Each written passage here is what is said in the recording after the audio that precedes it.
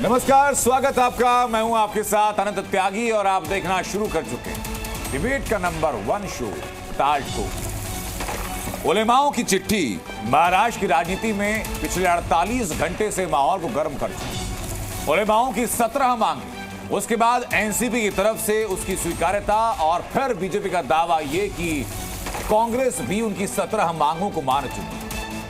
उलेमाओं की चिट्ठी वो पहचान बन चुकी है जो महाराष्ट्र चुनाव में अब खुलकर हिंदू मुसलमान का एजेंडा कर रहा है। इसके लिए उलेमा बोर्ड ने कल महाविकास आघाड़ी को चिट्ठी लिखी। इस चिट्ठी में 17 मांगे थी। जिन नेताओं को एक चिट्ठी भेजी गई उसमें उद्धव ठाकरे का नाम है, शरद पवार का नाम है और महाराष्ट्र कांग्रेस के अध्यक्ष नाना पटोले शामिल है। इस चिट्ठी में की गई मांगों का समर्थन शरद पवार ने तो कल ही किया और आज बीजेपी के नेता किरीट सोमैया ने दावा ठोका कि कांग्रेस भी उलेमा बोर्ड की मांगों को मान चुकी है। खेरी कि किसी भी हाल में चुनाव जीतने के लिए महाअघाड़ी एक झटके में इस डील के राजी हो, क्योंकि बदले में राज्य के मुस्लिम वोटों का फायदा मिलने का दावा है। इस चिट्ठी में मुसलमानों को 10% आरक्षण की मांग है। इस चिट्ठी में वक्फ को 1000 करोड़ रुपए देने की मांग है। इस चिट्ठी में पुलिस भर्ती में मुसलमानों को प्राथमिकता देने की मांग है। वक्फ संशोधन बिल का विरोध करने की मांग है और आरएसएस को बैन करने की मांग है। तो सवाल कि क्या धार्मिक आरक्षण का एमवीए समर्थन करने जा रहा है? अब सवाल है कि मुस्लिम वोटों के लिए आरएसएस पर क्या महाअघाड़ी सरकार बनने के बाद बैन लगाने को राजी हो चुका है? सवाल है कि क्या महाविकास आघाड़ी मुस्लिम वोटों के लिए इन मांगों को स्वीकार वाकई करेगा? सवाल यह कि क्या ये सभी मांग मुस्लिम वोटों का ध्रुवीकरण नहीं है क्या? इन सारे मुद्दों पर आज बहस होगी, जिम्मेदारों से सवाल पूछेंगे, लेकिन उसके पहले एक छोटी सी रिपोर्ट देंगे।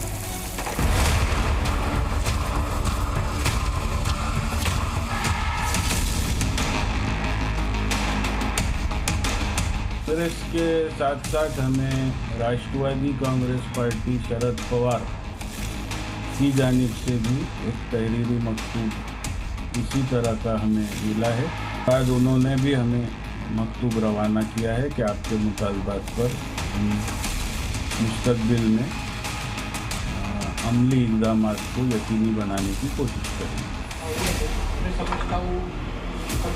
उलेमाओं के समूह ने उनको एक ज्ञापन दिया कि 10% आरक्षण मुसलमानों को दिया जाए और कांग्रेस पार्टी के प्रदेश अध्यक्ष ने कहा हम इसमें आपकी मदद करेंगे।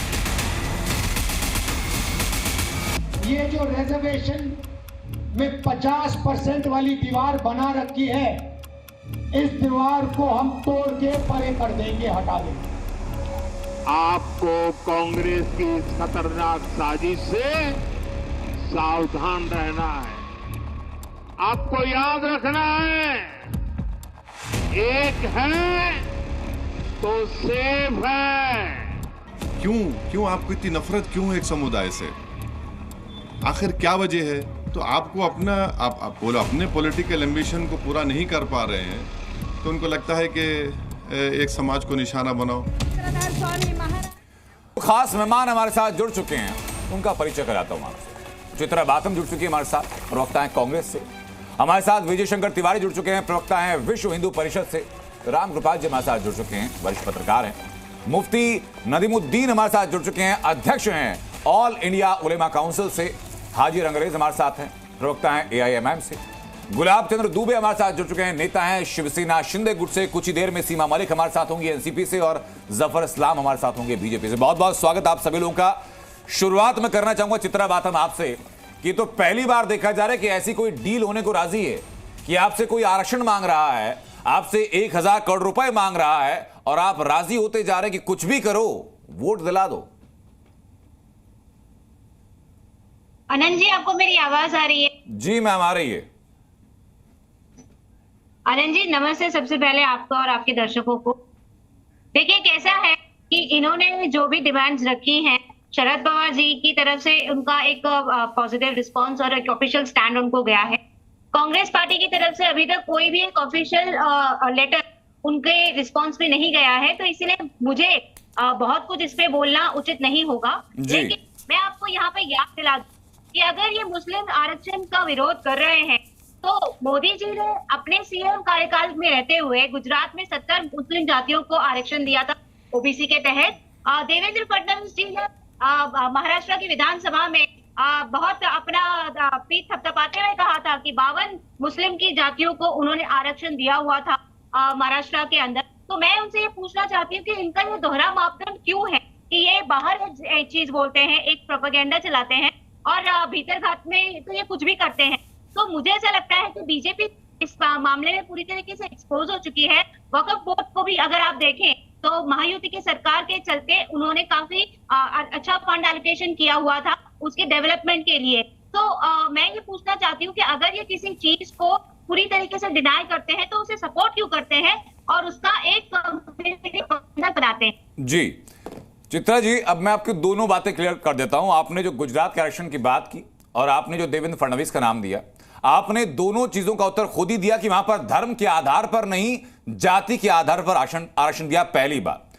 दूसरी बात, आपने कहा कि कांग्रेस की तरफ से कोई आधिकारिक वर्जन नहीं है, तो बीजेपी के नेता किरीट सोमैया एक लेटर सामने रख रहे हैं जिसको नाना पटोले ने साइन किया हुआ है, जिसमें कि उसकी स्वीकार्यता की बात की गई है। अब वो लेटर असली है नकली है, पहले तो आप ये बताइए।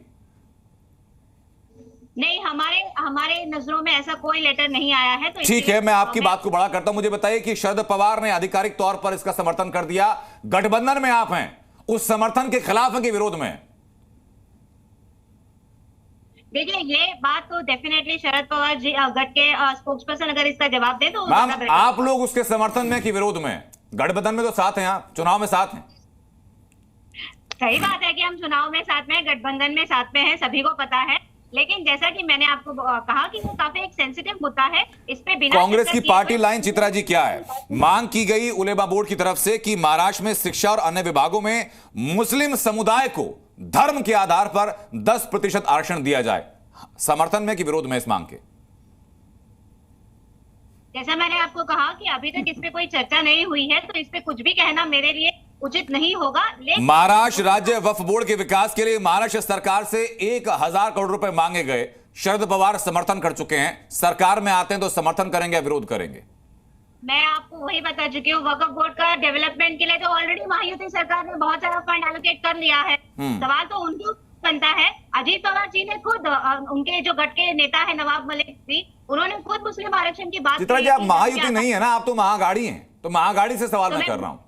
मैं वही आपको बता रही हूँ कि हमारे यहाँ पे अभी तक इसके ऊपर कोई विशेष चर्चा नहीं हुई है, तो इसलिए मुझे इसके ऊपर बात करना उचित नहीं होगा। लेकिन जो ऑलरेडी महायुति के अंदर हो चुका है उसके ऊपर भी बात होनी चाहिए। मुफ्ती नदीमुद्दीन साहब, मैं आपसे जानना चाहता हूं कि जो उलेमा बोर्ड की तरफ से मांगे रखी गई, शरद पवार ने समर्थन किया, लेकिन कांग्रेस उस पर अभी तक बात करने को राजी नहीं है। 48 घंटों से तो चर्चा का विषय लगातार बना हुआ है।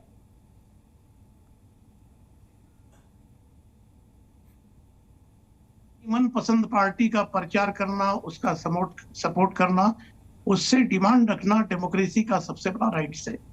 उलमा बोर्ड ने क्या रखा है, क्या नहीं रखा है, उनकी हैसियत महाराष्ट्र में कितनी है तो वक्त बताएगा। लेकिन जब इलेक्शन आता है तो मुसलमान किसको वोट देंगे चर्चा होता है। मुसलमानों के मुद्दा क्या है ये कभी चर्चा नहीं होता है। अभी अमित शाह जी ने कहा है कि धर्म के आधार पर रिजर्वेशन नहीं देंगे। तेलंगाना में जो आंध्रा में रिजर्वेशन मुसलमानों को मिला है वो कमीशन की रिपोर्ट पर मिला है। 8-10 उनकी जो जातियां हैं बैकवर्ड है, खुद बीजेपी राग अलापती है, पसमानदा पसमानदा पसमानदा का राग अलापती है। पसमानदा देखिए, पहले तो झूठ परोसा जा रहा है कि धर्म के आधार पर। मैं कहता हूँ आइए जरा आंकड़ा बताता हूँ। मैं येदियुरप्पा सरकार थी कर्नाटक में, मुसलमानों को रिजर्वेशन दिया था, तो किसके बुनियाद पर रिजर्वेशन दिया था? आप हरियाणा के अंदर उलमाओं को, मौलानाओं को सैलरी दे रहे हैं। गजब की थ्योरी है भाजपा की, आप हरियाणा में दे रहे हैं। रहा सवाल विरोध का भाजपा का, तो भाजपा को भी मालूम है कि मुसलमानों का विरोध करेंगे तो उनको वोट मिलेगा। यही शिंदे ग्रुप मुस्लिम महिलाओं को बुर्खा बांट रही थी। हिजाब उतारने वाले, हिजाब के खिलाफ बात करने वाले वक्त आया तो बुर्खा बांट रहे हैं। तुष्टीकरण की जो राजनीति है, मैं तो कहता हूँ कि भाजपा करी। तो सर, ये फिर उलेमा बोर्ड क्या करवा रहा है सर? अरे आप बीजेपी को कह रहे हैं, जफर साहब हमारे साथ जुड़ चुके हैं, मैं जवाब उनसे लूंगा, लेकिन मुझे बताइए उलेमा बोर्ड क्या करवा रहा है? आप तो साफ साफ डील कर रहे हैं सर, ये समर्थन थोड़ी ना है, ये समर्थन देना नहीं है सर। ये तो गिव एंड टेक का रिलेशनशिप है कि भाई हम मुसलमानों को कहेंगे कि आपको वोट दें, बशर्ते आप हमारे वक्फ बोर्ड का जो संशोधन बिल है उसका विरोध करें, आप आरएसएस को बैन करने के लिए पैरोकारी करें और आप 1000 करोड़ रुपए महाराष्ट्र सरकार वक्फ बोर्ड को दे दे। ये तो डीलिंग है सर, समर्थन का है। अबे डील कर, डेमोक्रेसी के अंदर 80-20 का नारा लगाने, तो बेच रहे हैं मुसलमानों के वोट, नारा लगाना क्या बात, उलेमा बोर्ड के मुसलमानों के वोट बेच रहा है क्या सर? मारना डील है। और सुनिए मैं कह रहा हूं सर, उलेमा बोर्ड के मुसलमानों के वोट बेच रहा है क्या? पहले एक मिनट मेरी बात सुनिए, कांग्रेस का भी मैं आईना दिखा रहा हूँ, तेलंगाना में इनकी सरकार है, एक भी मुसलमान मंत्री नहीं है। विकास महाआघाड़ी ने कांग्रेस को आईना दिखाइएगा सर, आप शौक से दिखाइएगा। आपको बीजेपी से सवाल पूछ रहे हो, पूछेगा, मुझे बताइए कि क्या मुसलमानों के वोट आप बेच रहे हैं क्या? मैं कहता हूँ 80 जो 20 कर रहे हैं वो क्या हिंदू? मैं कह रहा हूं सर, मुसलमानों के वोट पैसे लेकर बेच रहे हैं क्या? अरे क्या 80-20 का जो नारा लगा रहे हैं, 1000 करोड़ रुपए मांग रहे हैं महाराष्ट्र सरकार से कि सरकार बनते दीजिएगा, तो क्या पैसे लेकर मुसलमानों के वोट बेच रहे हैं क्या? मैं कह रहा हूँ 80-20 का जो नारा लगा रहे हैं, बांटो काटो की जो बात कर रहे हैं, मतलब मांग कर देने में सर कोई शर्म नहीं आती है? मांग कर देने में कोई हिचक नहीं होती है? स्वीकारने में हिचक है कि हम बेच रहे हैं भाई? शर्म आ रही क्या 80-20 वालों को सपोर्ट करने में? आपको शर्म क्यों आ रही? आप क्यों नहीं करे कि 80 वाले वोट बेच रहे हैं? आपको शर्म क्यों नहीं आ रही? आप बीजेपी से हैं? आपको भी शर्म आनी चाहिए। मुफ्ती साहब क्या बीजेपी से हैं? विरोध किसने किया? मुफ्ती साहब क्या बीजेपी से हैं? सर बीजेपी के प्रवक्ता से मैं सवाल पूछूंगा तो उनसे सवाल पूछूंगा ये वाला चीज। आपको भी आपसे तो मैं वो पूछूंगा ना सर जिसके लिए आप रिस्पॉन्सिबल हैं। मंडल कमीशन का विरोध हमने किया, जातियों का विरोध हमने किया। किसने किया? मंडल कमीशन का, कर्पूरी ठाकुर का विरोध किसने किया था? आरएसएस ने क्या क्या किया था? आपको शर्म आ रही क्या? सर मेरे हाथ में तो ये ऑल इंडिया उलेमा बोर्ड महाराष्ट्र का डॉक्यूमेंट है, मैं तो इसके बिना पर आपसे बात कर रहा हूं। पहले आपने क्या किया क्या नहीं किया इसकी जिम्मेदारी ठेकेदारी मेरी नहीं है सर। आज की तारीख में आप कैसे डीलिंग कर रहे हैं वोटों के लिए, उस पर सवाल पूछने की ठेकेदारी मेरी है। ठीक है ठीक है ठीक। और मैं सीमा मलिक के पास जा रहा हूं। नहीं सर, आपको मैंने वक्त दिया। सीमा मलिक, आपकी पार्टी तो स्वीकार कर चुकी है इस डीलिंग को, यानी कि एक हाथ आप उनको पैसे देंगे, दूसरे हाथ से डीलिंग करेंगे कि भाई हमें मुसलमानों को वोट दिलवा दो।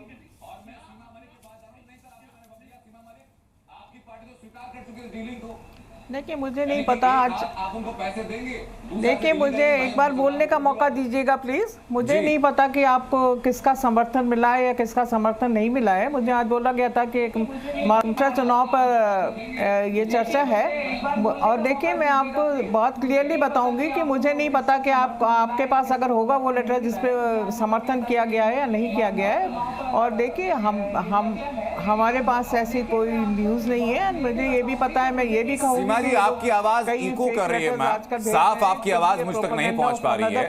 मैं वापस कोशिश करूंगा कि आपके साथ जुड़ूं मैं वापस आकर के। लेकिन हाजिर अंग्रेज मुझे बताइए, अब तो खुलेआम हो रहा है हिंदू मुसलमान। अब तक आप बीजेपी को कहते आए थे कि भाई बीजेपी 80-20 के बारे बातें करती है, कटेंगे तो बटेंगे बातें करती है। महाआघाड़ी भी तो वही कर रही है, और वो तो डील कर रही है बकायदा कि भाई तुम्हें नौकरी भी देंगे, रिजर्वेशन भी देंगे, पैसे भी देंगे, सब करेंगे, बस वोट दे दो।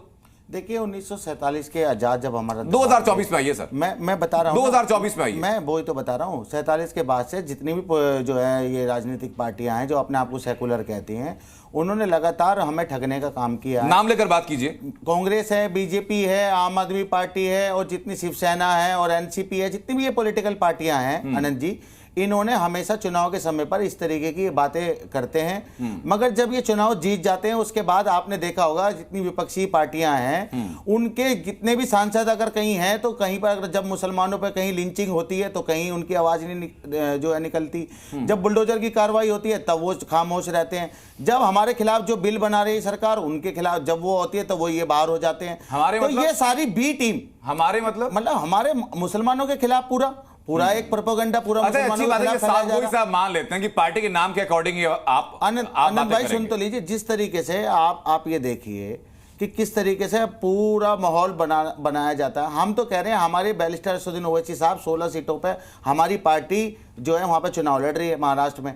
आप हमें जिता दीजिए, फिर पता लग जाएगा। हम आपको क्यों जिताएंगे सर? ये सारे वो जिताएंगे, मुसलमान वोट देंगे उनको जो 10% आरक्षण दे रहे हैं। मैं क्या मुसलमान वोट देंगे उनको जो दावा कर रहे हैं कि भाई हम 1000 करोड़ रुपए वक्फ बोर्ड को दे देंगे। आपको क्यों देंगे वोट? अरे हम कह रहे हैं आप हमें जिताइए, मुद्दे हम पूरे कर सकते हैं। क्यों सर वोट? आप हमें जिताइए, हम ये मुद्दे पूरे कर सकते हैं।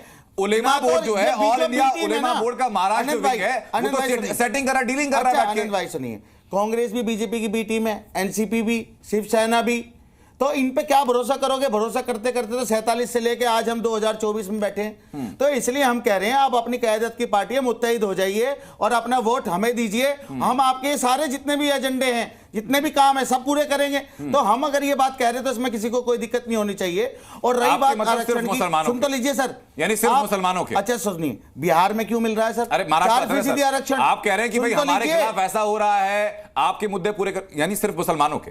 देखिए मैं क्या कह रहा हूं, हमारे साथ में दलित भी हैं, आदिवासी भी हैं, हर एक वो वर्ग है जो वंचित है, जिसको जो सताया जा रहा है, जिसको तकलीफ दी जा रही है। हम उन सबकी आवाज बनके आज पूरे देश में अपनी पार्टी का प्रचार प्रसार कर रहे हैं और सब जगह चुनाव लड़ने का काम कर रहे हैं। हमारी पार्टी लगातार कह रही है कि हम हर एक उन लोगों के साथ है जिनके साथ जुल्म हो रहा है इस देश में, जिनको जो है धर्म के नाम पर, जातियों के नाम पर काटने बांटने की बात। बताइए आप, हमारे भारत में जिसका कोई, भारत का कोई धर्म नहीं है, धर्मनिरपेक्ष देश है, उसमें किस तरीके के लोग जो संविधान की शपथ लेकर लोगों को बांटने की बात करते हो, लोगों को 80-20 में जो है बांटने की बात हो रही हो। तो ये सारी सब चीजें जनता अब सब समझ चुकी है कि ये सिर्फ वादे करते हैं और वादों पर ये वादों के बाद ऑल इंडिया उलेमा बोर्ड घर में चले जाते हैं और ये किसी के ऊपर इनका कोई ध्यान नहीं होता को लेकर के सीधा बोलने को राजी नहीं है। आप भी जफर इस्लाम हमारे साथ जुड़ चुके हैं भारतीय जनता पार्टी से। जफर इस्लाम साहब, अब तो खुलम खुला है, अब तक एलिगेशन खाली बीजेपी के पास थे कि बटेंगे तो कटेंगे का नारा दे रहे हैं आप, एक रहेंगे नेक रहेंगे, तो यानी हिंदुओं को एड्रेस कर रहे हैं। तो यहां तो उलेमा बोर्ड ने साफ मांग कर दी कि भाई आरक्षण चाहिए मुसलमानों को, 1000 करोड़ रुपए चाहिए वक्फ बोर्ड के लिए, आरएसएस पर बैन चाहिए, तो मुसलमान सारा जो वोट है वो जाकर के दे देंगे महाविकास अघाड़ी को। देखिए, हमने बार बार कहा कि सेफ रहेंगे अगर, सुरक्षित रहेंगे अगर एक रहेंगे। इसका मतलब हमारे तोड़ने का काम, फूट डालने का काम जो एमवीए के पार्टियां करती हैं और ख़ासकर कांग्रेस पार्टी, उसके बारे में हमने बार बार कहा है। अगर समाज को अगर विभाजित करके वो ना लड़े इलेक्शन तो उनको 10 वोट नहीं आएगा, लेकिन समाज को विभाजित करके, समाज को तोड़ के, काट के अगर वो करते हैं, बांट देते हैं समाज को, तो इसलिए जो जेन्युइन देश हित में और समाज के हित में वोट देते हैं वो कट जाते हैं। इसका मतलब सीधा है कि आप एकजुट होकर विकास के लिए और प्रदेश हित के लिए काम करेंगे तो ये बटेगा नहीं वोट, एकजुट होगा, एक साथ रहेगा और देश हित में, प्रदेश हित में, जनता के हित में वोट होगा। ये छोटी सी बात है। अब देखिए एमवीए वाले अब इस तरह की, आप कह रहे हैं कि शरद पवार जी ने ऑलरेडी ये डिमांड मान लिया है, तो आप समझ सकते हैं जात पात के बेसिस पे या धर्म के बेसिस पे, धर्म के बेसिस पे खासकर मैं कह रहा हूँ, धर्म के बेसिस पे कोई रिजर्वेशन नहीं हो सकता। 1000 करोड़ इनको देने की बात आपने, उन्होंने कर ली। अभी आप बता रहे हैं कि वो, तो ये क्या है? वही तो मैं कह रहा हूँ बार बार कि आप बांटने की कोशिश कर रहे हैं, आपका यही मकसद रहता है। कांग्रेस सर, लेकिन परिपाटी तो जफर इस्लाम साहब बीजेपी की यही रही है ना। हरियाणा इलेक्शन में आप ही के ऊपर आरोप लगा कि भाई एक व्यक्ति को जो लव चार्जर बनकर घूमते हैं उनको वोट चार्जर बनाया गया, और ऐसे वक्त पर उनको बेल मिली, परौल मिली कि जब इलेक्शन बिल्कुल नजदीक था। और बारी बारी से वही होता है, तो वहां भी वोटों को लामबंदी हो रही थी, यहां उलेमा बोर्ड आ गया ऐसे करने के लिए। देखिए, कोर्ट देता है, कोई पार्टियां नहीं देती है, चाहे कोई पॉलिटिकल पार्टी हो, वो नहीं जाके किसी को बेल दे सकती है या बेल ले सकती है। बेल देने और लेने का काम जो है वो कोर्ट का काम है, और कोर्ट कचहरी पे आप उठा सकते हैं उंगलियां या कोई और उठा सकता है, हम तो उंगली नहीं उठा सकते। हाँ, हम उसके बारे में हम चिंता कर सकते हैं, लेकिन हम उसके बारे में कोई टीका टिप्पणी नहीं कर सकते, इसलिए कि वो कोर्ट का अधिकार है। मेरे अधिकार में क्षेत्र में है, बताइए पार्टियों के अधिकार क्षेत्र में है कि किसी को पैरोल दिया जाए, किसी को बेल दिया जाए, किसी को अरेस्ट कर लिया जाए, किसी को उसके सजा सुनाई दीजिए। ये सब सारा तो काम क्या पैरोल के लिए राज्य सरकार की रिकमेंडेशन की आवश्यकता नहीं होती है? देखिए, हम कुछ भी अगर एक बार को वैसे कोई आवश्यकता नहीं होती है, लेकिन अगर कोर्ट चाहे तो किसी को भी उनके एप्लीकेशन को तो किसी वक्त भी मंजूरी दे सकती है या उसको रिजेक्ट कर सकती है। किसी केस में अगर दिया है तो किसी केस में रिजेक्ट भी किया है। उससे हम अपने पार्टी से उसके फायदे, और मैं वापस महाराष्ट्र पर फोकस करूंगा, और लेकिन इतना सीमा मलिक की आवाज अंत तक आनी शुरू हो चुकी है। बात कहता हूं, जी अपनी बात आप पूरी कीजिए, उसके बाद मैं चलूंगा सीमा जी के पास। जी आनंद जी, मैं सिर्फ इतना कह रहा हूं कि अब समाज समझ चुका है कि भारतीय जनता पार्टी की जो पॉलिसी है, सबका साथ सबका विकास, सबको लेके साथ चलने वाली, देश के हित में, प्रदेश के हित में, जनता के हित में, जनता की को समर्पित होकर जनता की सेवा करने वाली सरकार बनाते हैं। पार्टी वही हमारी पार्टी है, एनडीए का वही है मकसद। इसलिए वो इस तरह की पार्टियां जो समाज को विभाजित करती है उसको वो 100% उसको रिजेक्ट करेगी और इलेक्शन के रिजल्ट में आपको वो दिख भी जाएगा। ठीक है सर। सीमा मलिक, बीजेपी कहती है सबका साथ सबका विकास, क्या आप लोग कहना शुरू कर चुके हैं कि उलेमाओं का साथ तो सरकार का विकास? ठीक है सर। सीमा मलिक, बीजेपी कहती है सबका साथ सबका विकास, क्या आप लोग कहना शुरू कर चुके हैं कि उलेमाओं का साथ तो सरकार का विकास? देखिए, हम ये बिल्कुल भी कहना नहीं शुरू कर चुके हैं और हमारे लिए सब लोग बराबर हैं, चाहे वो हिंदू हो या मुसलमान हो। हम इस टाइप के नारे जो देते हैं, बटेंगे तो कटेंगे, इस टाइप की बातें तो हमें करते हुए भी शर्म आती है, मैं सच बताऊं। और देखिए, हमारे लिए चाहे हिंदू हो चाहे मुसलमान हो, सब बराबर हैं। और जहां तक आप लेटर या जो कुछ भी चीज़ें अगर आपके पास कोई आधिकारिक बयान हो हमारी पार्टी से तो आपको पता होगा। मुझे इस बारे में कोई नॉलेज नहीं है। चिट्ठी हालांकि हम लगातार चला रहे हैं, पोलराइजेशन हमेशा ही करती है और उसके बाद मतलब इट इज़ सो फनी कि वो बात नहीं बोलते हैं कि आप बांट रहे हो समाज को या कुछ कर रहे हो। जिस तरह के इन्होंने नारे दिए हैं, मतलब मुझे नहीं लगता कि महाराष्ट्र में कोई भी इसको एक्सेप्ट करेगा या इनको शायद यूपी में, जैसा कि कहा है लोगों ने, शायद यूपी में इन्होंने दिया है। सीमा जी, ऑडियो की दिक्कत अभी बनी हुई है, आपकी आवाज लगातार इको कर रही है। रामकृपाल जी, मैं आना चाहूंगा आपके पास में। सर, मुझे बताइए कि कौन सी परिपाटी सेट की जा रही है? अब तक तो डीलिंग होती थी पॉलिटिकल पार्टीज के बीच में या कार्यकर्ताओं के बीच में, पॉलिटिकल पार्टीज के बीच में, विधायकों के बीच में, सांसदों के बीच में देखते थे। अब तो उलेमा बोर्ड डीलिंग कर रहा है, ठेकेदार बन चुका है मुसलमान वोटर का और बेच रहा है। क्या? बिल्कुल आप सही कह रहे हैं कि देखिए, पहले होता क्या था कि कुछ चीज़ें अनैतिक ढंग से होती थी, लेकिन वो बड़े छुपे तौर पर होती थी, लोग करते थे। अब खुल्लम खुल्ला चीज़ें होने लगी हैं।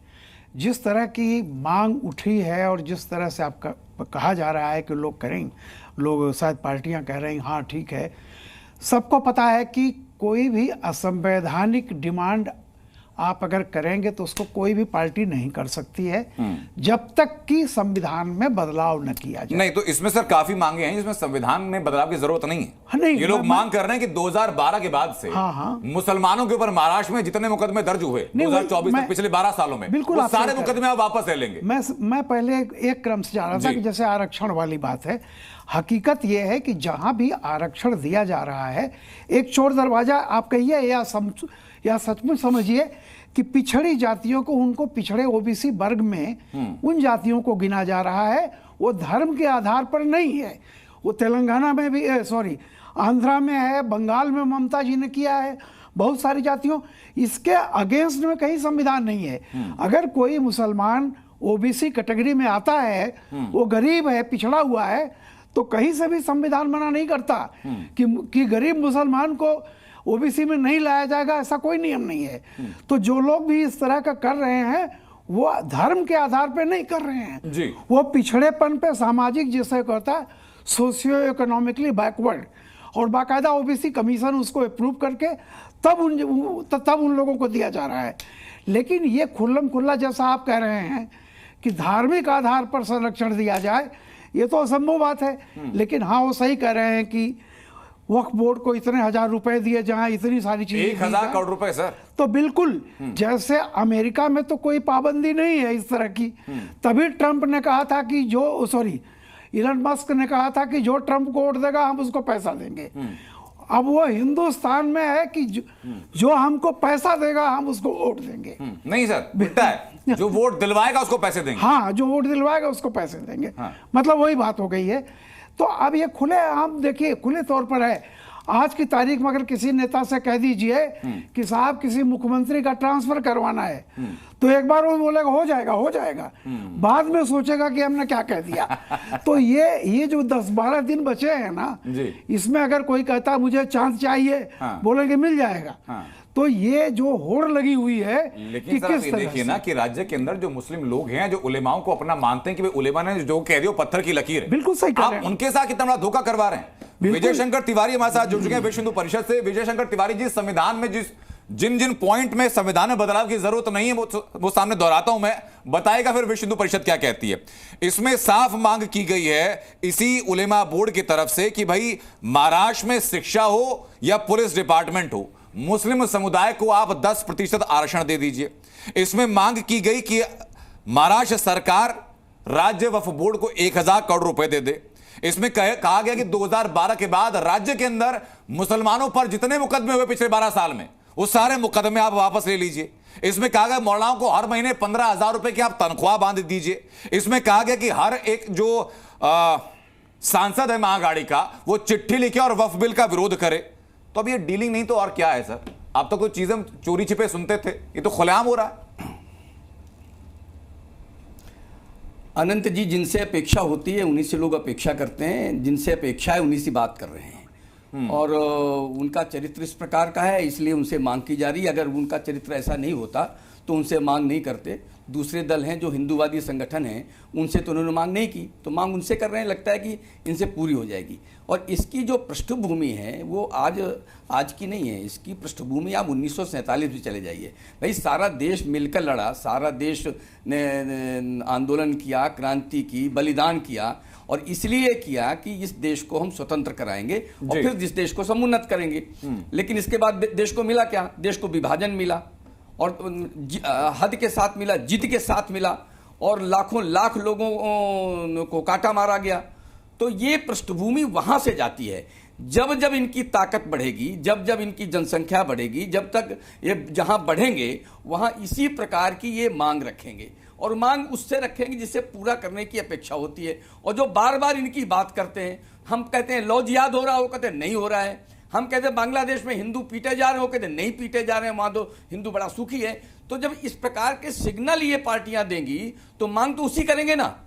हम कहते हैं कि उनको इस प्रकार का चरित्र रखने की आवश्यकता क्या है? अगर वास्तविकता देखनी है तो देश में क्या हो रहा है ये देखें ना। कश्मीर सामने रखें ना, आप बहुत सारे नूह सामने रखें ना, मेवात सामने रखें ना, कैराना सामने रखें ना, मालदा सामने रखें ना। देश के वो हिस्से सामने रखें जहां मुस्लिम आबादी ज्यादा है, और वहां पर क्या क्या हो रहा है ये देखें। और जब ये होता है तो उनके बचाव में कौन कौन लोग खड़े होते हैं? कांग्रेस खड़ी होती है, एनसीपी खड़ी होती है, समाजवादी पार्टी खड़ी होती है, जनता दल खड़ा होता है, और ममता बनर्जी खड़ी होती हैं। इस प्रकार की पार्टियां खड़ी होती हैं। तो इनको तो सीधा सीधा संदेश जाता है कि भाई अपनी मांग रखो, हम पूरी करेंगे। तो देश को इस समय चेतने की आवश्यकता है कि जो बात इस समय देश में चल रहा है कि बटोगे तो सर, मेरे लिहाज से तो सबसे पहले चेते जाने की आवश्यकता है महाराष्ट्र के अंदर मुसलमानों को, जिनके वोटों के ठेकेदार बन करके उलेमा बोर्ड चिट्ठी लिख भी दे रहा है और दावा भी ठोक रहा है कि भाई वोट हमारे साथ हैं, जो खरीदने वाला है वो अपनी हामी भर दे। मेरे साथ गुलाब चंद दुबे जुड़ चुके हैं सर, शिवसेना से हैं, शिंदे ग्रुप से। गुलाब चंद दुबे, मुझे बताइए कि पॉलिटिकल सिनेरियो महाराष्ट्र के अंदर कितना बदल रहा है इस चिट्ठी के बाद में, जो चिट्ठी हम दिखा रहे हैं, और इन खबरों के बाद में कि एनसीपी, शरद पवार और कांग्रेस इस चिट्ठी के लिए हामी भर चुकी है। जी आनंद जी, मैं पूर्व वक्ताओं के माध्यम से पूरी बात आपको सुन रहा था, आपको भी समझ रहा था। इससे बड़ा दुर्भाग्य महाराष्ट्र के राजनीतिक पटल पर और क्या हो सकता है? विशेष करके मैं शिवसेना के ऊपर आना चाहूंगा। आज हिंदू हृदय सम्राट माननीय बाला साहब ठाकरे के आज स्वर्ग में होंगे, क्या सोचते होंगे? कल की बात है, डिंडोसी विधानसभा मुंबई में पड़ती है। कल वहां पर इस घोषणा के साथ वहां के विधायक सुनील प्रभु और सचिन अहिर, इन लोगों के बीच, इन उलेमा बोर्ड के बीच, उनके सदस्यों के बीच बने रहे, और जो मीडिया के माध्यम से देखा गया। अरे कैसी डी!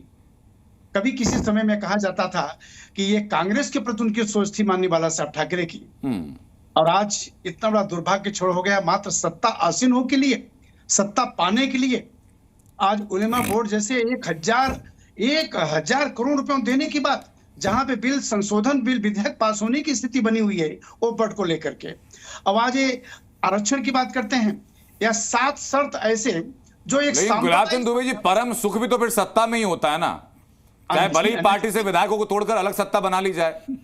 आनंद जी ठीक है, वो जो सत्ता जहां तक तोड़ने की बात थी वो तोड़नी, वो मुद्दे की बात थी, और वहां पे सिद्धांतों की बात थी। हम जिस महापुरुष का नाम ले रहे हैं आनंद जी, माननीय बाला साहब का, उनके विचारों का हनन हो रहा था, दमन किया जा रहा था। ऐसी स्थिति में यदि शिवसेना को आदरणीय एकनाथ शिंदे साहब नहीं संभालते तो आज शायद शिवसेना दिखती नहीं जो आज दिख रही है। ऐसी कभी स्थिति नहीं आती, ये तो अच्छा हुआ। अभी हमारे मित्र कह रहे थे कि उस वक्त इन्होंने हिजाब क्यों बांटा या मुसलमानों को मदद एकनाथ शिंदे साहब क्यों कर रहे थे? अरे ये 8 जात के क्रीम लेयर के बीच वहां पे जात पात साम भाषा नहीं देखते हुए आदरणीय एकनाथ शिंदे साहब राजधर्म का निर्वाह किया। उन्होंने मुल्लाओं को भी और सभी लोगों को 8,000 रुपए से लेकर के 15,000 रुपए तक उन्होंने रिकमेंड किया। ये राजधर्म कहा जाता है। लेकिन ये कौन सा धर्म है कि वही माननीय बाला साहब ठाकरे का नाम लेने वाले व्यक्ति जो दो मैं विधायकों का नाम ले रहा हूं, आदरणीय सचिन अहिर और मैं सुनील प्रभु की बात कर रहा हूं, कल उनके जमात में बैठ करके। अच्छा, उलमा बोर्ड के इस चिट्ठी के ऊपर सर शिवसेना शिंदे गुट का क्या रिएक्शन है? अगर आपको ये लेटर दे दिया जाता तो आप हां करते कि ना करते? अरे अनंत जी, इसको चिमटे से नहीं छूते, इसको किक मारते, ठोकर मारते जिंदगी में। इसलिए कि मैं माननीय बाला साहब ठाकरे के विचारों से बड़ी बात गुलाम जो दुबे जी आप कर रहे हैं वो इसलिए कर रहे हैं क्योंकि 12 दिन बचे हैं चुनाव के लिए। 12 दिन नहीं, और ये साफ कहा जा रहा है कि उलेमा बोर्ड जो है वो दावा ठोक रहा है सारे मुसलमान वोटों का। अनंत जी, इनको जरूरत है मंडियों में इन लोगों की, इन मतदाताओं अगर बेचने के लिए निकले हैं लोग, इनको जरूरत है। मैं 12 दिन की बात नहीं कर रहा हूं, बचे हुए 12 दिन की बात नहीं कर रहा हूं अनंत जी। अगले 12 जन्म के बीच में भी कभी ऐसी स्थिति आएगी तो हम लोग उसमें चिमटी से भी नहीं छुएंगे। मैं बड़े सिद्धता, यानी कोई मुसलमानों के लिए आपसे आरक्षण मांगे, वक्फ बोर्ड के लिए पैसा मांगे तो आप चिमटे से भी उस मांग को नहीं छुएंगे? सवाल ही नहीं पैदा होता कभी। क्यों? पता है ना कि हम अपने सिद्धांतों से कोई समझौता नहीं कर सकते। हाँ। अरे मैं इससे बड़ी क्या दुर्भाग्य हो सकता है आनंद जी? कल औरंगाबाद में वहां एक महिला, मुस्लिम महिला आती है और वो कहती है कि संभाजी कौन थे। इससे बड़ा दुर्भाग्य और क्या हो सकता है? अरे महाविकास अघाड़ी में रहे आदरणीय उद्धव ठाकरे साहब को बताना चाहिए ये संभाजी कौन है। इतना बड़ा दुर्भाग्य है। ठीक है, अब सारे मुद्दों को एक साथ नहीं समेटेंगे सर हम लोग। सीमा मलिक के पास उम्मीद मैं करता हूं कि आवाज पहुंच रही। सीमा जी, आवाज पहुंच रही है आप तक? मेरी आवाज साफ आ रही है आपको? जी अब अपना पॉइंट ऑफ व्यू आप रख सकती हैं मैम। मुझे बताइए जरा कि ऑल इंडिया उलमा बोर्ड महाराष्ट्र की 17 मांगों को लेकर के एनसीपी की तरफ से जो दावा ये कि हम स्वीकार करेंगे, विचार करेंगे, वो दावा सही है या गलत है? देखिए, मुझे नहीं पता कि अगर आपके पास कोई आधिकारिक बयान हो मेरे पास आधिकारिक प्रवक्ता है किसी बड़े लीडर का या हमारे शो पर आधिकारिक प्रवक्ता है, बता दीजिए। नहीं, आप ही की बात को हम पत्थर की लकीर मानकर चलेंगे। प्रवक्ता हूँ, मैं आधिकारिक प्रवक्ता हूँ, इसलिए मैं कोई ऐसा बयान नहीं देना चाहती यहाँ पर। और देखिए, आज मुझे जहाँ तक पता चला है बहुत सारे फेक लेटर्स भी आज घूम रहे हैं। मुझे नहीं पता कि वो हमारी तरफ से हैं या किसने उसको फैलाया है, pamphlets and letters and all. तो देखिए, मैं तो सीधी बात कहूँगी कि ये जो लोग हैं बीजेपी वाले, इनका ये हमेशा ये रहता है कि like they do the politics of polarisation. लोगों को बांटना इनका काम है। बटेंगे तो कटेंगे जैसे नारे देते हैं, जिनको हमें सुन के भी उनको शर्म आती है। सीमा जी, मेरे हाथ में राष्ट्रवादी कांग्रेस से शरद चंद्र पवार का महाराष्ट्र प्रदेश की ये चिट्ठी है जिसमें कि नीचे जयंत पाटिल के हस्ताक्षर भी हैं। जी। अब ये चिट्ठी असली है या नकली है, बता दीजिए मुझे। पता ही नहीं, मुझे नहीं पता, आपके हाथ में, आपको पता होगा। अच्छा चलिए ठीक है, मैं चिट्ठी की बात भी छोड़ता हूँ। ऑल इंडिया उलेमा बोर्ड महाराष्ट्र की तरफ से जो मांग की गई है, जो 17 पॉइंट है, ये पॉइंट तो मैडम सच है। अब इनके आप समर्थन में कि विरोध में, ये बता दीजिए। थोड़ा सा बोलने का मौका दीजिए मुझे कि देखिए, मैं कोई नहीं होती उसके समर्थन और विरोध में आने की। ये चीजें जो है हमारे बड़े लीडर्स डिसाइड करेंगे, तभी हम कुछ आपको यहाँ पर बयान देंगे। पार्टी लाइन की तरफ से क्या डिसाइड किया गया मैम यहाँ पर के? जी नहीं, बिल्कुल नहीं। और मैं देखिए, ये मेन बात ये है कि इन्होंने 10 साल तक कोई काम नहीं किया है, तो इस समय उनको जरूरत है इन चीजों की। इस तरह के लेटर्स और ये पॉलिटिक्स और पोलराइजेशन करना। अगर वक्फ बोर्ड महाराष्ट्र इकाई आपसे 1,000 करोड़ रुपए मांगता है, 1,000 करोड़ रुपए मांगता है सरकार में आने के बाद, तो शरद पवार गुट उस मांग का समर्थन करेगा, विरोध करेगा? विचारधारा के अनुरूप है कि विरोध में? मैं इस पे कुछ भी नहीं बोलूंगी कि वो समर्थन करेगा या नहीं करेगा, जब तक मेरे पास। ठीक है मैम, मैं लौटूं आपके पास। हमारे साथ नदीमुद्दीन साहब हैं, ऑल इंडिया उलेमा काउंसिल के प्रेसिडेंट हैं। नदीमुद्दीन साहब, जिन 2 पार्टियों को भरोसा जताया गया, जो हमें बताया गया, कांग्रेस या एनसीपी शरद गुट, दोनों के प्रवक्ता यहां पर हैं और दोनों ही मानने को तैयार नहीं है कि आपके इन 17 मांगों पर वो विचार भी करेंगे या नहीं करेंगे। तो पैरोकारी सर जो ठेकेदारी है वो तो व्यर्थ हो रही है। देखिए, वहां पर उलमा बोर्ड की क्या हैसियत है तो इलेक्शन में तय हो जाएगा। उन्होंने जो मांगे रखी हैं कोई मानता है नहीं मानता है वो आने वाले इलेक्शन में तय हो जाएगा। मैं कहता हूं कि वाजपेयी जी की अहमद बुखारी ने जब अपील ऐलान किया था, कौन सी डील थी? दिल्ली इलेक्शन में गुरमीत राम रहीम ने जब सपोर्ट किया था, कौन सी डील थी? जरा ये भी बताने की जरूरत है। और बार बार आप ये कह रहे हैं रिजर्वेशन की बात करें कि उन्होंने डिमांड रखा है रिजर्वेशन का, तो रिजर्वेशन तो खुद येदियुरप्पा सरकार ने मुसलमानों को रिजर्वेशन की बात थोड़ी ना कर रहा हूं सर, मैं तो ये भी कह रहा हूं कि मांगे कि 2012 के बाद मुसलमानों पर जितने केस हुए वापस ले जाएं। मैं तो ये भी कह रहा हूं कि वक्फ बोर्ड को 1000 करोड़ रुपए दिए जाएं। मैं तो ये भी कह रहा हूं कि मांग की गई कि आरएसएस पे बैन लगाया जाए।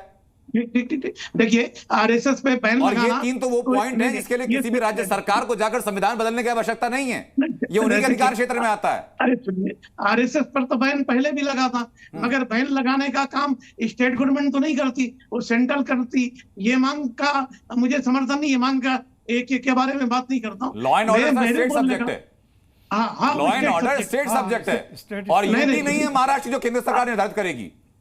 ठीक है, वो तो वक्त बताएगा कि कौन क्या करेगा। मेरे कहने का मतलब है कि विकास अघाड़ी ने कितने मुसलमानों को टिकट दिया, जरा आप बताइए। उद्धव ठाकरे ने कितने दिया? जिस कांग्रेस की आप बात कर रहे हैं, जिस कांग्रेस की बात करें वही कांग्रेस तेलंगाना में भी है। क्या तेलंगाना में कोई मुसलमान मिनिस्टर बना है? सिर्फ हुआ खड़ा कर दिया जा रहा है कि मुसलमानों के बारे में, मगर सच्चाई है कि सो कॉल्ड सेकुलर लीडरें भी मुसलमानों के साथ कहाँ जस्टिस कर रही, लिंचिंग हो रहा है। राहुल गांधी की मोहब्बत की दुकान कहाँ है? प्रियंका गांधी की मोहब्बत की दुकान कहाँ है? तो सिर्फ इलेक्शन में मुसलमानों के नाम इस बात का जवाब सर आपको चित्रा बातम देंगी। चित्रा बातम बताइए, जो नदीमुद्दीन साहब सवाल पूछ रहे हैं, क्या आप कहते तो हैं कि मोहब्बत की दुकान, लेकिन मुसलमान कहाँ है उस दुकान में? मैं नसीमुद्दीन साहब जी को बताना चाहूंगी कि महाविकास आघाड़ी और कांग्रेस पार्टी ने तो डेफिनेटली मुसलमानों को रिप्रेजेंटेशन दिया है। असलम शेख जी को टिकट मिला है, वो मलाड से लड़ रहे हैं। तेलंगाना में मुसलमान मिनिस्टर क्यों नहीं? मैं कहता हूँ तेलंगाना में एक भी मुसलमान मिनिस्टर नहीं है, क्यों नहीं है? आपकी बात मैं सुन रही थी, आप मेरी बात सुन लीजिए। नसीम खान जी को भी हमने दिया हुआ है टिकट, वो भी चांदीवली से लड़ रहे हैं। तो आप पहले अपने तथ्यों को जरा पूरी तरीके से पुष्टि करके फिर आके यहाँ पे नेशनल टेलीविजन पे कांग्रेस की ओर उंगलियां उठाए तो वो ज्यादा बेटर होगा। और आनंद जी, मैं आपको एक बात और कहना चाहूंगी कि सोशल मीडिया पे कुछ भी अगर चल रहा है तो विदाउट ऑथेंटिकेशन अगर आप उसको नेशनल टेलीविजन पे ना दिखाएं, आप नाना पटोले जी के जो लेटर आप दिखा रहे हैं, I don't think so that is correct. आप प्लीज उस चीज को ना दिखाएं, वो ज्यादा बेटर है। आप पहले उनसे ऑथेंटिकेट करवा। जी जी, अपनी बात आप पूरी कीजिए। तो मैं वही आपको बोल रही हूँ कि मुस्लिम्स को रिप्रेजेंटेशन कांग्रेस ने और महाविकास आघाड़ी ने डेफिनेटली दी है। तो आपकी ये शिकायत बिल्कुल भी बेबुनियाद है। नाना पटोले की जो लेटर चल रहा है वो बीजेपी नेता किरीट सोमैया ने दिया है। किरीट सोमैया दावा कर रहे हैं कि नाना पटोले ने स्वीकार किया है इन मांगों को, और आप तो प्रवक्ता हैं, आप बताइए कि स्वीकार करते हैं कि नहीं करते हैं। मैं आपको ये बता रही हूँ कि बीजेपी तो ऐसी हरकतें करने के लिए चित्रा बातम, आप तो पार्टी के सदस्य हैं ना, आप बताइए ना स्वीकार करती हैं कि नहीं करती हैं। मैं बता रही हूँ, मैं आपको बता रही हूँ कि बीजेपी तो ऐसी हरकतें करने के लिए एक्सपर्ट है कि वो किसी का भी लेटर कुछ भी मॉफ करके ये फोटोशॉप करके सर्कुलेट करती है। यहाँ तक कि एडवर्टाइजमेंट्स भी जो वो है पेपर्स में फॉल्स दे रही है ताकि वो महाविकास आघाड़ी को बदनाम कर सके। तो आप प्लीज चित्रा बातम, ऑल इंडिया उलमा बोर्ड महाराष्ट्र की तरफ से माननीय नाना पटोले साहिब को जो चिट्ठी लिखी गई है, इसके 17 पॉइंट के कांग्रेस साथ में है कि विरोध में? आप तो बता दीजिए। मैं इस बात पे आपको ऑलरेडी बोल चुकी हूँ आनंद जी कि ये विदाउट डिस्कशन ये मेरे लिए कहना कोई उचित नहीं होगा, और ये जब तक इंटरनल डिस्कशन नहीं होता है मेरी सीनियर लीडरशिप का, इस पे मैं कुछ नहीं बोल पाऊँ। जी ठीक है, मुझे बताइए सर, रामगोपाल सर, कि एनसीपी यही कहने को राजी है कि हम डिस्कशन नहीं कर रहे। आरोन सर आपके पास, कांग्रेस यही कह रही कि डिस्कशन नहीं हुआ। डिस्कशन कब होगा सर? या तो मना कर दे कि भाई मांग पर विचार नहीं कर रहे हैं, ये बीच में अधर में लटकाया क्यों हुआ है? आनंद जी, इतना सीरियस मुद्दा आप उठा रहे हैं, तो ऐसा तो नहीं है कि नाना पटोले जी का अगर नाम उसमें है, उनको संबोधित किया गया है। अगर ये जैसा चित्रा जी कह रही है फर्जी हो सकता है, तो नाना पटोले जी को अब तक कह देना चाहिए था कि ऐसा हमने कुछ भी मेरे पास नहीं आया है, ये सारा फर्जी है। लेकिन न तो उधर से ये कहा जा रहा है कि हाँ ये सही है, और आप कह रही हैं कि कई बार जैसा हो रहा है कि बीजेपी वाले ऐसा करते हैं। अगर कल को ये पता चलता है कि बीजेपी का नहीं वाकई असलियत है, और जिस तरह से सर्कमस्टेंशियल एविडेंस है, जो मीटिंग हुई है जिसका वीडियो बाकायदा दिखाया जा रहा है, जो सारी चीज़ें हैं, तो मेरा ये कहना है कि अब 12 दिन रह गए, इस तरह की चीज़ें हैं। इस पर कांग्रेस के प्रवक्ता या एनसीपी के प्रवक्ता शरद गुटके, उनको एक कन्फर्म होकर के बात करनी चाहिए। अगर प्रवक्ता को ही पता नहीं है और आला कमान उस पर हाँ या ना नहीं बोल रहा है, तो मीडिया तो सवाल उठाएगा। मीडिया को एक चीज मिली हुई है, मीडिया पूछ रहा है कि इस पर आपकी क्या राय है, तो वहां से आ रहा है कि नहीं आप इसको दिखाया मत कीजिए। अरे भाई, मीडिया के पास कोई चीज आएगी तो मीडिया वो आप लोगों से पूछेगा कि ये सही है गलत है। तो वो जो अनंत जी पूछ रहे हैं कि इस पर शरद पवार जी का, कांग्रेस का क्या है, क्या ये सही है या गलत है? रामकृपाल जी, मेरे पहले वक्तव्य में मैं ऑलरेडी कह चुकी हूँ कि ऐसा कोई भी लेटर हमारी नजरों से नहीं गुजरा है। ठीक है, तो एक काम करता हूँ मैम कि जो जिस पार्टी के नेता की तरफ से लेटर की क्लेम किया गया, मैं उसी पास जाता हूँ। जफर सलाम साहब, किरीट सोमैया दावा कर रहे हैं कि कांग्रेस ने स्वीकार किया है, तो क्या जैसा चित्रा बातम कह रही है प्रोपेगेंडा क्या बीजेपी फैला रही है उनके नाम पर?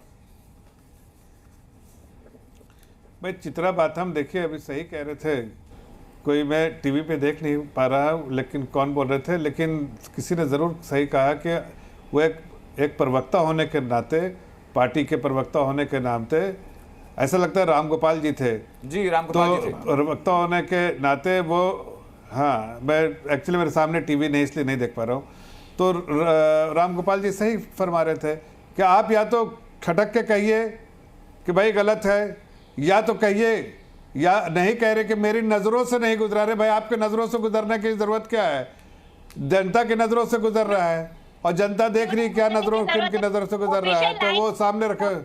ऑफिशियल बोर्ड से जो आएगा नहीं, आपको ऑफिशियल लाइन के, आपको थोड़ा ट्रेनिंग लेके आ जाइए, अच्छा रहेगा, थोड़ा ट्रेनिंग ले लीजिए चित्रा जी। आप मुझे मत बताइए कि कहाँ ट्रेनिंग करनी है, क्या नहीं करनी है। देखिए आप मुझे, आप जो अपना ये प्रोपेगेंडा है ना, अरे उसको कम भाई कीजिए। वो कह रहे हैं, देखिए बहुत बड़े वो बहुत बड़े पत्रकार है, राम गोपाल जी को आप नहीं जानते, बहुत बड़े पत्रकार है, बहुत एक्सपीरियंस वाले पत्रकार है। अगर उनके मेरे पहले वक्तव्य में मैंने मैं उनकी टिप्पणी पे कह रहा हूँ। अरे एक मिनट, बीच में चाय मत कीजिए भाई, बीच में मत बोलिए ना, बीच में मत बोलिए ना, हमें आपके बीच में नहीं बोला, उन्होंने कहा उस पर, हम उसके बारे में बात कर रहे हैं। ये कमी है इनकी बात करने की, महिलाओं से नेशनल टेलीविजन पे ऐसे महिलाओं से बात करते। अरे आप बीच में कूद रही है, मैं नहीं कर रहा हूँ, मैं तो आपसे कह रहा हूँ ये कि आप अपने वक्तव्य में सही से अपनी बात करें। जफर इस्लाम अपनी बात पूरी कर लें, उसके बाद मैं आपकी और सीमा मलिक जी की पास आ जाऊँ। एक एक करके बात बीच में बिल्कुल, मैं बीच में बिल्कुल नहीं बोलता। मैं चित्रा जी से इतना सिर्फ कह रहा हूँ, बहुत इज्जत से कह रहा हूँ कि आप अपने बातों को इस तरह से रखिए कि लोग को समझ में आए क्या है। आपकी नजरों से नहीं गुजरा, इसका मतलब क्या होता है? जनता की नजरों का इंपॉर्टेंस है ना, जनता की नजरों से गुजरा, इसलिए हमने जनता के सामने रखा है, जनता के सामने दिख रहा है, जो आप कह रही उसका वीडियो चल रहा है, जो लेटर है सामने चल रहा है, तो कैसे नहीं कहे भाई, हम उसको कैसे नहीं, आप हमारी नजरों से जो दिख रहा है, जनता की नजरों से जो दिख रहा है, जफर इस्लाम साहब मैं वापस आऊंगा आपके पास, मैं 2 कमेंट चाहूंगा हाजी रंगरेज से। एक सेकंड जी, अच्छा अपनी बात आप पूरी कीजिए सर। एक ही चीज बोल रहा हूं, इनका समाज तोड़ने का जो इनकी नियत रहती है, आज से नहीं है ना, ये सालों साल से है कि ये सत्ता में काबिज ही रह सकते समाज तोड़ के, समाज को किसी न किसी तरह ये काटना चाहते हैं, ये बांटना चाहते हैं, काटना चाहते हैं, तो सुरक्षित कैसे रहेगा समाज? एक रहेंगे, सुरक्षित रहेंगे, बस ये तो कह रहे हैं, सबका साथ सबका विकास। ठीक है चित्रा जी और जफर साहब दोनों के पास मैं वापस आ रहा हूं, लेकिन हाजी रंगरेज मुझे बताइए कि वो कह रही है कि हमारी आंखों के सामने से नहीं गुजरा, सीमा जी वही कह रहे हैं, चित्रा जी वही कह रही हैं कि दोनों लेटर तो हमारे सामने है सर। एनसीपी शरद पवार का लेटर हमारे सामने है, उलेमा बोर्ड का लेटर हमारे सामने है, कांग्रेस का लेटर हम लगातार चला रहे हैं। अब और क्या साक्ष्य चाहिए? कम से कम मना कर दे कि भाई ऐसा नहीं है, ये लेटर झूठे हैं, हम समर्थन नहीं करते। बिल्कुल, मगर वो स्टैंड नहीं ले पा रहे, जिस तरीके से प्रवक्ता बनकर यहाँ पर बैठे हैं, उन्हें अपनी पार्टी का। आप होते तो क्या करते? स्वीकार करते कि मना करते? अगर हमारा ये अधिकृत होता तो हम तो स्वीकार करते, हम पीछे नहीं हटते। आप मुसलमानों को तो आप मैं क्या कह रहा हूँ, जिस तरीके से ये जो माहौल बनाया जा रहा है, जिस तरीके से बातें हो रही है, अभी बटेंगी और कटेंगी राजनीति पर क्या कहा अजीत पवार ने जो बीजेपी का संगठन जो उनके साथ में जो अलायंस बनाकर बैठे कि ये यहाँ पर बंबई में नहीं चलेगा। हम कह रहे हैं जितनी सेकुलर पार्टियां हैं ये लगातार मुसलमानों की वोट लेना चाहती है मगर मुसलमानों के मुद्दे से दूर रहना चाहती है। इसलिए हम कहना चाहते हैं MIM का साथ दीजिए, हम इन सब मुद्दों पर रोड से लेके और संसद तक और विधानसभा तक इन मुद्दों को लड़ेंगे और बाकी लोग करते हैं उस सेकुलरिज्म से आप दूर हैं। आपका एजेंडा साफ है कि मुसलमानों के वोट चाहिए, हम मुसलमानों के पैरोकार हैं, हमारे पास आइए हम भला करें। आप ये बताइए हमारी पार्टी में क्या हिंदू भाई चुनाव नहीं लड़ते? क्या हमारे और लोग नहीं चुनाव नहीं लड़ते? हमारी पार्टी कोई मुसलमानों की पार्टी नहीं है, सबकी पार्टी है। और एक पार्टी का नाम बताइए, एक विधायक कैंडिडेट का नाम बताइए। मैं आपको कम से कम 10 विधायक, अभी 16 जो लड़ रहे हैं हमारे, उसमें भी 2 हमारे भाई हिंदू भाई चुनाव लड़ रहे हैं महाराष्ट्र में। मैं आपको वहां का आंकड़ा बता रहा हूँ सर। मैं सर नाम तो बता दिए, 2 लोगों के नाम। आपको नाम नहीं पता? अरे सर मैं बता तो रहा हूँ, 2 लोग हैं हमारे वहां पर लड़ रहे हैं चुनाव। हम कहने देखे नाम से देखे, सुनिए, नाम पूछना और बताने का काम भाजपा का है। हम इस तरीके की बातें नहीं करते। हम मुद्दों की आपको नहीं पता होगा तो किसको पता? अरे सर मैं कह रहा हूं हम मुद्दों की राजनीति करते हैं। मैं क्या कह रहा हूं सुनिए, जब हमारे पैगंबर साहब पर टिप्पणी हुई तो वहां के जो सीएम है वो कहते हैं हम इनका साथ देंगे। तो इस तरीके की बातें हो रही है। हम कह रहे हैं सारे मुसलमानों को वोट हमें देना चाहिए, सारे आदिवासियों को हमें वोट देना चाहिए, सारे दलित भाइयों को वोट हमें देना चाहिए। MIM का साथ दो, हम आपके हर एक मुद्दों को जो है खड़ा उतरेंगे उन पर।